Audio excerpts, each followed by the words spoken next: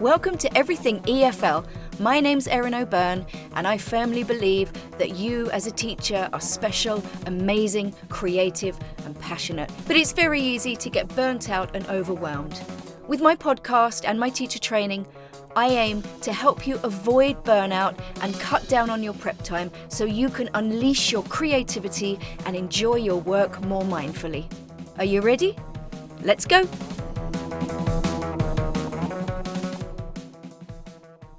Hello, you gorgeous teacher. Welcome to Everything EFL. If you're one of my lovely, gorgeous, regular listeners, welcome back. If you're a brand new listener, you are most welcome.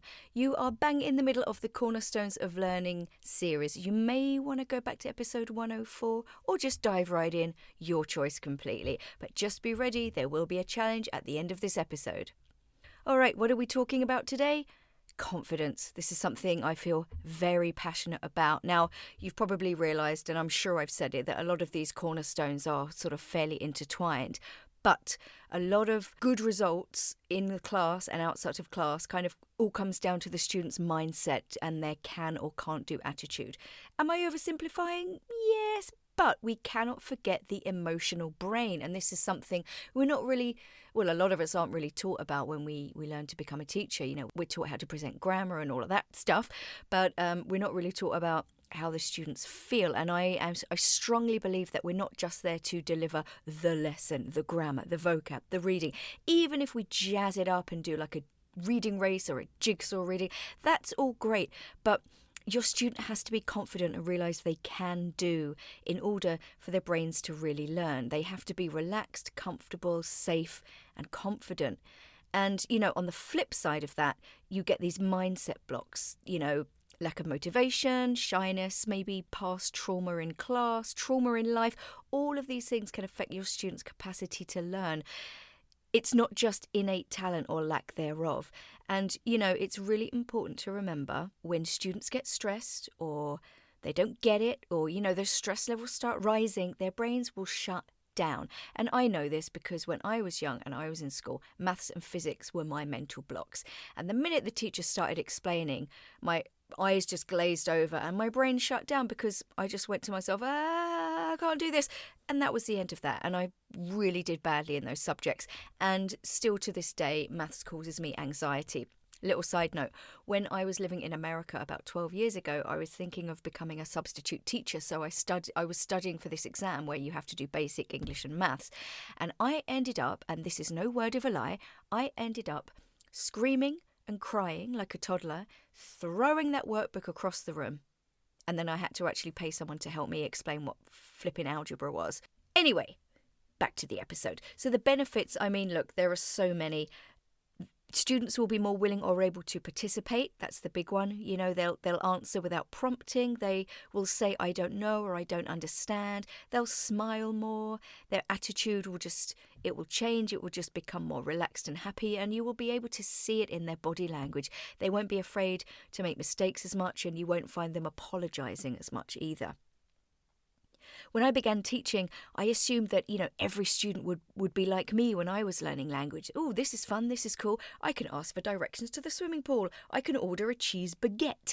But we know that's not always true. And, I had a great teacher at school. She was fun. But not everybody has that. Learning barriers are real. Having a horrible teacher can knock your confidence. Coming from a culture where face is everything can seriously affect your ability to speak because you don't want to make that mistake. Or maybe, you know, the student is naturally shy or fears judgment from you or their peers. Who knows? But this leads me to the first question you need to ask yourself. Where does this fear or lack of confidence or lack of willingness to speak come from? Asking this question will make you approach the problem with more empathy instead of just frustration. I worked in a school where we had a lot of students from a particular culture where they were like deers in the headlights. You know, they were very scared of speaking because they didn't want to make mistakes. And, you know, time and time again, I had conversations with teachers and still to this day, teachers from that school, and they just won't speak. I don't want that group of these people because we just can't, you know, there's no speaking, there's no dynamics. But my question is, but what have you done about it? Because at the end of the day, it's not up to them. You are expecting them to just suddenly switch from like a lifetime of social conditioning.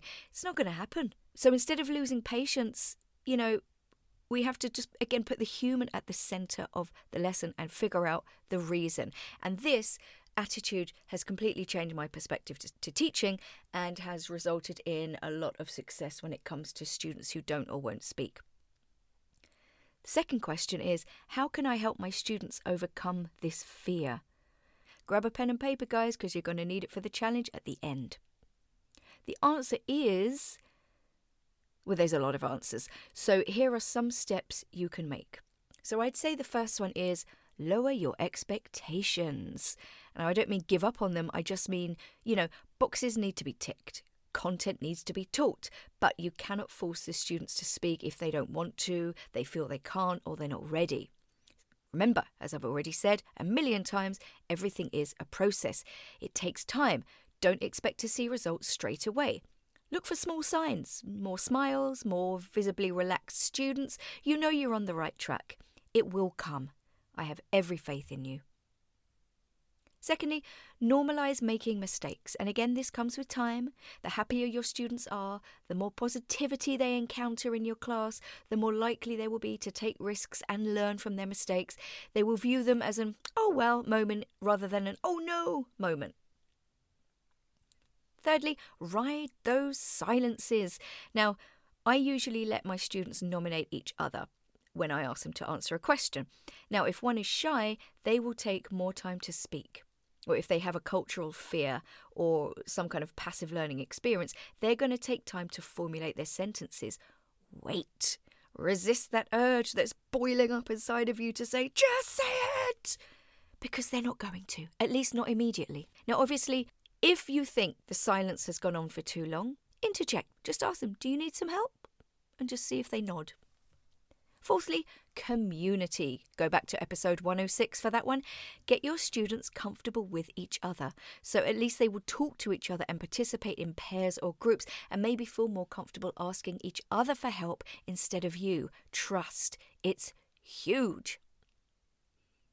Fifth, go lexical. Scaffold your students' pair and group work with phrases they need to communicate with each other. Now, there's more to come on that in a future Cornerstones episode. Of course, I'm going to do one about the lexical approach. Sixth, repetition and routine. And again, more on that in the lexical episode. At the moment, though, just think of how you can, review and repeat a lot of the sort of phrases that they often use or often make mistakes with in class. Just start thinking about that. And we'll come back to it. Seventh, reflect. Reflection is a very powerful learning tool, and it also enables students to see that they've actually made progress when maybe they think they haven't. Students often view progress as some kind of big result, but sometimes it's just a matter of, I felt a little bit better after this activity than I did before. I learned a couple of new phrases. It can be something small. It doesn't have to be big. But an example, when I had some really shy online students, I asked them in the chat box, how do you feel about speaking? And they all wrote very negative things. And I said, okay, I gave them some support. I gave them exactly what I wanted them to do. I put them in groups where they were comfortable with each other. They knew each other and, who I thought would work best together and support each other. They did it. It was very achievable. That's another thing. Make your tasks achievable. And then at the end I said, how do you feel now? And they actually said, I feel better. This was actually more enjoyable than I thought. As long as you can make your tasks achievable and then allow that sort of process of reflection, even if it's just a 1 minute, 2 minute thing, or even for homework if you don't have time in class, get your students to reflect and say, what did I learn during this process? And it forces them to think about the process as well, because the process is always more important than the product. And I think that's a mindset shift that both students and teachers need. Lastly, number 8, praise. Never underestimate it. Everybody likes it. If a student makes a real effort, especially if they're shy, thank them. If they say they don't know, thank them for being honest. Simple. So guys, that's your starting point. This is real food for thought if you have those students who aren't very talkative. And look, I'm not promising this is going to change everything, but it's the start of a process, and that's the point. That's why you're listening. You're ready to improve your teaching and take a challenge. Speaking of which, here we go. This is your challenge for this week. Think of a couple of students, maybe just one, start slowly. think about or find out why they don't like speaking or they won't speak. It's not always possible, but if they won't tell you themselves, you can make an educated guess. Then I suggest putting these 8 steps that I marked out in this episode in order of importance or maybe doability for you. Which one is kind of the easiest one to implement right away? Which one will take you the longest? Maybe you should try that one last. And the reason I say this is everyone will have different ideas of these steps, which one they would want to try first. So put them in order for you. Try the first one. Then try the second one. See where I'm going with this? Look, I always say this, you might not reach every student, okay? But you can try, and using logical steps that make real sense. Small steps to better teaching. Okay, that's it for this week, guys. If you haven't already subscribed to Everything EFL, I don't know what you're doing with your life. Hit that subscribe button right now. And if you're listening on Spotify or iTunes, can you please give me at least 5 stars? And if you have a couple of minutes to spare, a positive review. This will push me up the ratings and get me seen. You can also share any of my social media posts on your social media posts. My social media information is in the show notes. You talk me up in your staff room to your colleagues if you have one. And the other thing you can do is sign up to my Breathe Easy Teacher newsletter.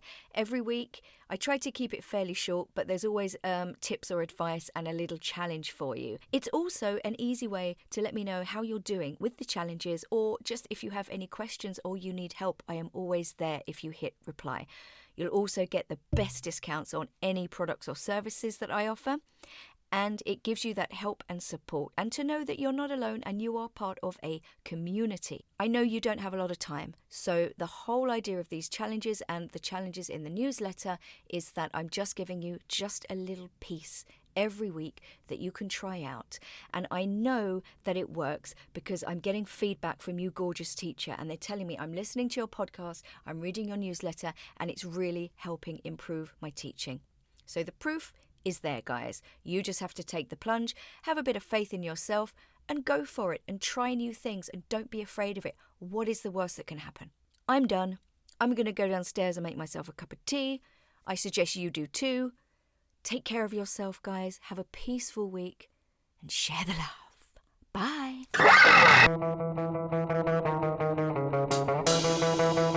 Bye.